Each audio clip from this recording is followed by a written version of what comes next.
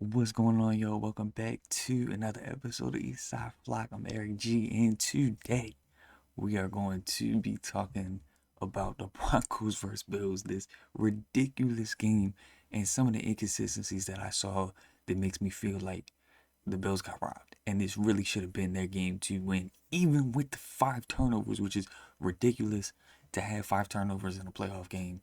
Um, you know, it probably worked out that, the Broncos should have won, but the fact that the Bills got this close, that's a whole other debate. Obviously, you played a full game, and it was crazy to watch as somebody not a fan of either team, but I definitely got a feel for the Bills here. Let's talk about it. Let's jump into it. Starting off with this interception. I saw this play and immediately was like, I've seen that before. Where did I see this from? Let's look at this. Let's look at it live. Then they're going to show the replay. They pick it up, and they go deep down the field, and the pass is caught. When I first watched this, I said, oh my gosh, that is ridiculous, because it was one heck of a play, and it looked like he went up there, got it, took it in front of him, and was able to survive the ground and get the pick. Now, when you look at this in slow motion, this reminds me of something, and I'll show you what it reminds me of. Here it is in slow motion. Let's watch this. Does he have a case? That's the question, Gene. No, I don't think he does, Jim. I just don't think Cooks really has. So when you pause it right here, even going back before, right? His shin is on the ground, and he has 2 hands on the ball. Now, does that ball look like it's moving? Possibly. And a lot of people will argue that ball is moving. Really has firm possession of the football. But when he hits the ground, he still has the 2 hands on it. The ball doesn't move, and the guy's flipping over top of him. And I'm like, where have I seen that before? This is really something. When both players hit the ground. Oh, and he's going to the ground. Both players go to the ground, and the ball's ripped out. Oh, where have I seen that before? Oh, right. Steelers versus Ravens. Watch this and tell me it's not the same play. Originally ruled an interception, but changed to a completion to him. They called this a completion for Aaron Rodgers, but not for the Bills wide receiver. Himself. Make it make sense, NFL. Because when Tell me when Rodgers has possession of this ball more than the dude in the Bills game had possession of the ball. Possession enough when his knees are What? The ball is consistently moving. down. Like, that's a split second. He never fully has possession longer than the Bills player. It looks like If the that's long same enough play. to be a catch, then Isaiah Likely's was long. And this is what's ridiculous, because to me, both of these should have been interceptions. But why is it in one game it's a catch and the other game it's not?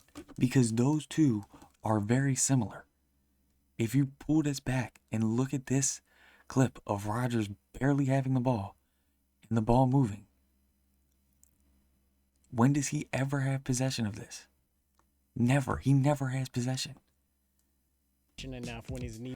Yet his knees are down, so they roll him down. To me, that's the same thing as here. He's down, his shin is down. You can run it back. His shin is down, he has 2 hands on the ball, it's possessed, he's down by contact, the play is over. To me, it's the same thing. Why is there an inconsistency? That's very frustrating as a fan to watch. So that already was bad. Then you look at the inconsistencies in penalties. Let's watch this. Let's watch this one. It was called a penalty. And look at one that wasn't in the same game. Let's watch. Sutton, and that will set up the Broncos in field goal range. There are 2 fouls by the defense. This is definitely pass interference, but it's the playoffs. They usually let them get away with a lot. On the play. Personal foul number 97. So you see, he definitely is basically grabbing at his arm. But they had been doing this all game. Let's look at earlier in the game, in the 4th quarter with 24 seconds left. Let's watch this. One-on-one coverage. I'm taking a shot to the end zone on this play. If there's 2 safeties back, which I would be in. They are going to take a shot down deep into the end zone.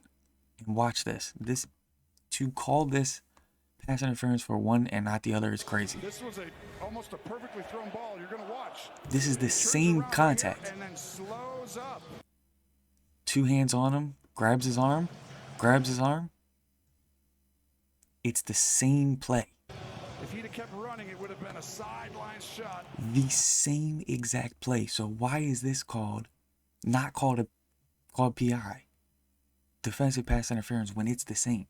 That is my argument, because they could have won it there. He grabs it twice. I see a little. I don't think it's enough there, Jim, honestly. And they say it's not enough there, but the other one is enough. And to me, that's frustrating, because the eye test, that looks like the same. So how as a fan am I supposed to tell what the difference is? Like, you clearly see that they look the same. It visually looks like the same play. So for the NFL to have that is crazy. Then you look at the one later in the game that completely ices it. This is also the same. This is literally the same exact play. Oh, they're going to take a shot. And he's got a man wide open. Head wasn't turned around. Two hands grabbing at his arm. And it's incomplete. White is... But a flag comes out. So what is the difference in overtime in the fourth quarter? Because you need to call that game consistently. To not give Allen the opportunity with 24 seconds. You go back here. There was 24 seconds on that clock. If they throw a flag, you put them on the 1 yard line, they could have ran the tush push and won the game right then and there. So, to me, after all of that, it feels like it should have been the Bills game. And that is crazy to say as a Ravens fan, because, you know, we've seen enough of Josh Allen, it feels like. You know, like we've had to deal with him a lot. So as a Ravens fan, I'm not even saying that as a biased opinion. This is someone just watching this game from an unbiased perspective. Yet I saw those two plays. Felt like the pick wasn't a pick because ours wasn't. And I felt like the same thing with the pass interference calls being in the same game. To me, that felt real sketchy. Let me know what you think down below. With all that being said, Buffalo had 5 turnovers. You don't turn the ball over 5 times and win a game. I'm a Ravens fan. I've seen it a bunch. We do that all the time. Turn the ball over constantly and lose games. Should they have lost that game? Probably not. It should have been one of the times where you look at Josh Allen and go, man, he had 5 turnovers and still found a way to win that game. But instead, we are talking about it. Let me know what you think too. Do you think Bo Nix breaking his ankle was karma for those penalties being thrown their way but not the other, and the interception? Let me know what you think down in the comments below. Have a blessed evening, night, day, afternoon, whatever it is for you. Hopefully we will see y'all in the next one. Peace.